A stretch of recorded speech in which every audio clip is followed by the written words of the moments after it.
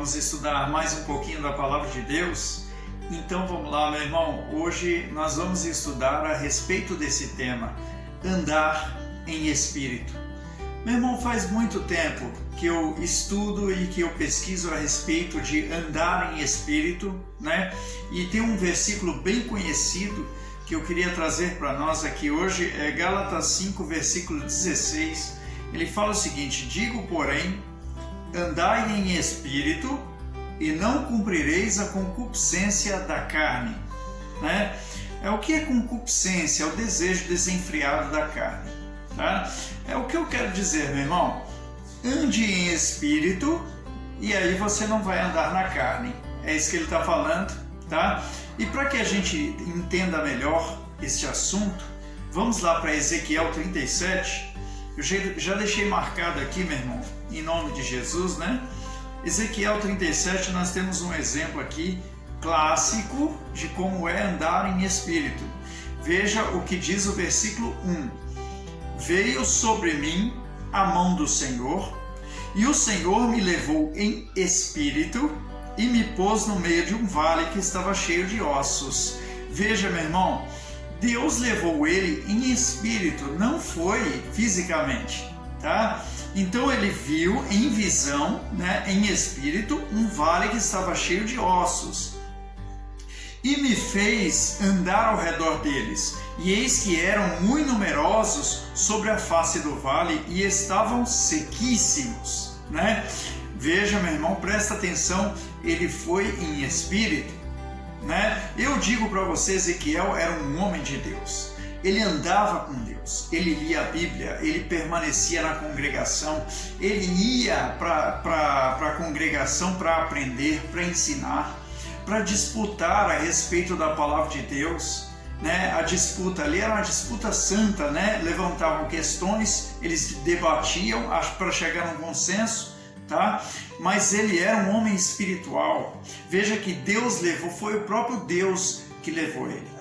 O detalhe é que a mão do Senhor estava sobre ele. Eu digo para você, a mão do Senhor está sobre a sua vida. O que precisa então, irmão? Você ser levado em espírito, né? Mas Gálatas 5,16 diz, andai em espírito. Ele está sugerindo para você fazer isso. O que eu quero dizer? Ezequiel andava em espírito. Ele andava na palavra. Ele buscava a resposta de Deus para tudo que ele fazia.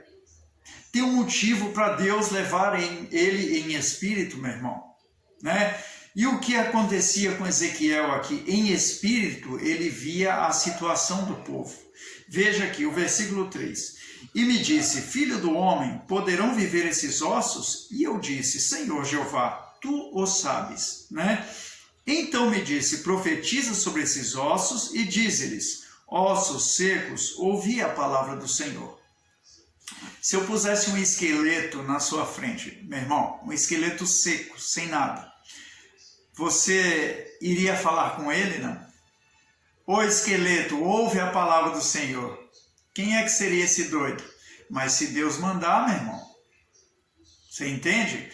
Em espírito você faz, na carne não. Entendeu? E aí ele mostra para Ezequiel que os ossos estão sequíssimos, mas fala para Ezequiel, poderão viver esses ossos?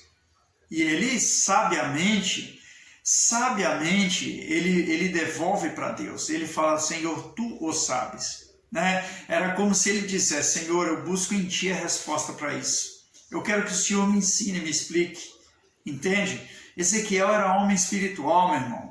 Né? E aí diz o seguinte, assim diz o Senhor Jeová a estes ossos, eis que farei entrar em vós o Espírito e vivereis. Por quê, meu irmão? Porque aqueles que andavam na carne, certo? Você vai entender o que eu quero dizer, eles não viviam, eles sobreviviam.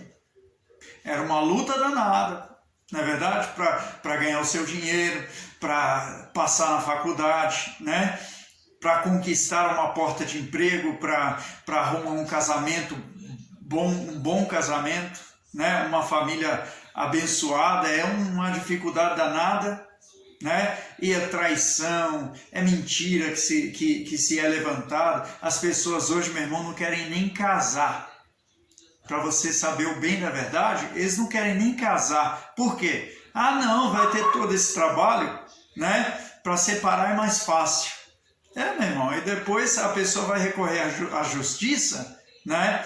E tem a tal da união estável. Então, voltando para a palavra, e ele fala assim: e porei nervos sobre vós, e farei crescer carne sobre vós, força, né? E sobre vós estenderei pele, a forma, né? E porei em vós o espírito e vivereis, e sabereis que eu sou o Senhor. Então profetizei como se me deu ordem, tudo isso espiritualmente, viu, irmão? Tudo isso ali em espírito. E houve um ruído enquanto eu profetizava, e eis que se fez um rebuliço, e os ossos se juntaram cada osso ao seu osso, e olhei, e eis que vieram nervos sobre eles, e cresceu carne, e estendeu-se a pele sobre eles por cima, mas não havia neles o espírito, faltava, quer dizer, tinha aparência, sabe? Tinha aquela aparência bonita, mas não tinha espírito, então ainda a obra não estava completa, né? Continuando, e ele me disse: profetiza ao Espírito, profetiza, ó Filho do Homem, e dize ao Espírito, assim diz o Senhor Jeová: vem dos quatro ventos, ó Espírito, e assopra sobre estes mortos, para que vivam. E profetizei como se me deu ordem. Então o Espírito entrou neles, e viveram, e se puseram em pé um exército grande e em extremo. Agora eu quero chamar a sua atenção, tá? Para este grande detalhe. Então me disse: filho do homem, estes ossos são toda a casa de Israel. E eis que dizem: os nossos ossos se secaram, e pereceu a nossa esperança, e nós estamos cortados. E aí, meu irmão, aqui chega a revelação da visão de Ezequiel, que a casa de Israel estava... os nossos ossos se secaram e pereceu a nossa esperança. E nós estamos cortados. Eles não tinham esperança em Deus. Eles não criam em Deus. Eles não andavam na palavra. Eles não buscavam a face do Senhor.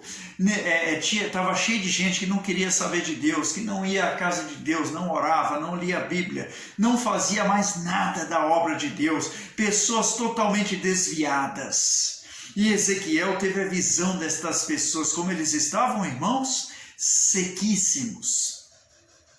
Um povo numeroso, sequíssimo. Não tinha força, não tinha carne. Não tinha aparência, não tinha nervos, não tinha pele. Não tinha, era um povo seco, era um povo sem espírito. Entende? É um povo que não produzia espiritualmente, não tinham a presença de Deus, e Deus enxergava este povo com esperança, queria que profetizasse, queria que acontecesse a mudança na vida deles. Meu irmão, talvez você seja um Ezequiel desta terra, né?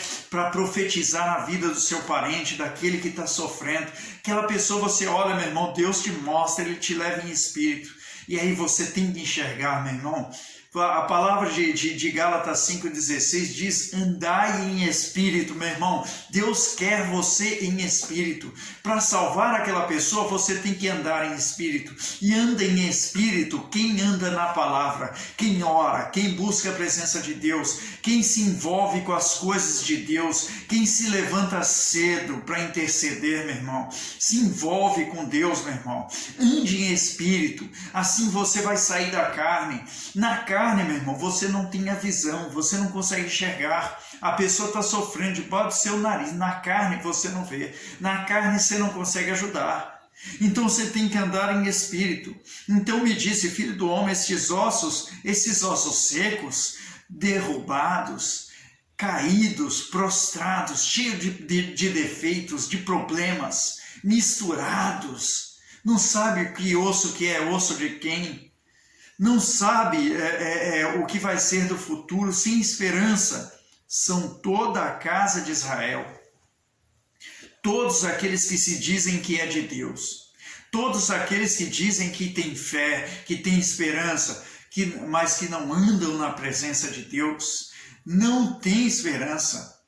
Estes não conhecem ao Senhor, não andam nos seus caminhos, vivem sofrendo, vivem perecendo.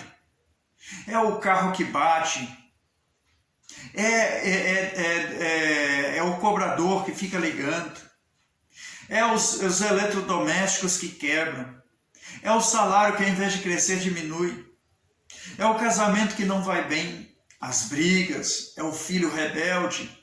Esse povo precisa de mim, Ezequiel. Você tem que andar em espírito, você tem que profetizar. Mas, meu irmão, que se você não tiver em espírito, você não profetiza. Veja, meu irmão, o clamor que Deus faz a você agora. Levanta aí agora do seu lugar, se põe na posição. Toma o seu cajado, toma a sua túnica, levanta, meu irmão, sobre os teus pés, anda em espírito. Faça que nem Ezequiel, se envolva com as coisas de Deus. Não deixe as coisas do mundo te envolver, se envolva antes com as coisas de Deus. Tenha a presença de Deus e o Espírito Santo. E aí, meu irmão, Deus vai te mostrar. E na hora que Ele te mostrar, não te acovarde. Vá para cima. Determine, ordene em nome de Jesus. Tá bom, meu irmão? Que Deus fale mais no seu coração. Em nome de Jesus, tá bom? Deus abençoe você, sua casa, sua família e tudo que você tem. Amém?